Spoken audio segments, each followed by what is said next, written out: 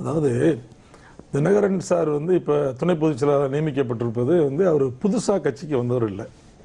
1996ஆம் ஆண்டு புரட்சித் தலைவர் அம்மா அவர்களை எதிர்த்து எல்லோரும் அணி சேர்ந்தார்கள். அதாவது மூப்பனார் அவர்கள், ரஜினிகாந்த் அவர்கள் எல்லோரும் அணி சேர்ந்து கிட்டத்தட்ட நம்முடைய பர்கூரிலே அம்மா அவர்களை தோற்று போனார்கள். அவர்களால் வெற்றி பெற முடியவில்லை. அதற்கு பிறகு அதிமுக மிகப்பெரிய தலைவர்கள் அமைச்சராக இருந்தவர்கள்லாம் அந்த கட்சியை விட்டு போய்விட்டார்கள். 4 அணி 5 என்று போனார்கள். எல்லோரும் போய்விட்டார்கள். திருநாவுக்கரசு போனார். அவ்வளவு பேரும் போனார்கள். அதற்கு பிறகு இப்படியெல்லாம் 5 வருடம் நம்ம உடன் இருந்து அமைச்சர்களாக இருந்து இப்படியெல்லாம் பாட்டுவர்கள் எல்லோரும் போய்விட்டார்களே என்ற சிந்தனையின் அடிப்படையில் தான் தினகரன் அவர்களை அம்மா அவர்கள் முதலாக கட்சிக்குள்ளே அழைக்கிறார். அழைத்து கழக அம்மா பேரவை செயலாளர் என்ற பதவியை கொடுக்கிறார். அதில் 7 வருடம் அவர்கள் கழக அம்மா பேரவை செயலாளராக இருக்கிறார்.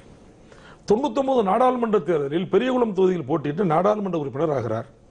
2004 நாடாளுமன்ற தேர்தலில் அதே பெரியகுளம் தொகுதியில் போட்டியிட்டு வெற்றி வாய்ப்பை இழக்கிறார். அதற்கு பிறகு அதே 2004 வெற்றி வாய்ப்பை இழந்ததுக்கு பிறகு நாடாளுமன்ற மாநிலங்களை உறுப்பினராக இருக்கிறார். அவர் போகிறார். 10 வருடம் 11 வருடம் மக்களவை மாநிலங்களில் உறுப்பினராக இருந்திருக்கிறார். அண்ணா திராவிட முன்னேற்ற கழகத்தினுடைய மிகப்பெரிய பதவியான பொருளாளர் பதவியிலும் அவர் இருந்திருக்கிறார். இவ்வளவு அனுபவம் மிக்க ஒருவரைத்தான் இன்று சோதனை வந்தபோது, அப்போது ஒரு சோதனை வந்தது, இந்த சோதனை வந்திருக்கிற போது அம்மா அவர்கள் எப்படி அந்த சோதனையில் தினகரனை கொண்டு வந்தார்களோ அதை போல இந்த சோதனையில் சின்னம்மா அவர்கள் தினகரனை கொண்டு வந்து துணை பொதுச் செயலராக நியமித்திருக்கிறார்கள். இதில் எந்த தவறும் இல்லை.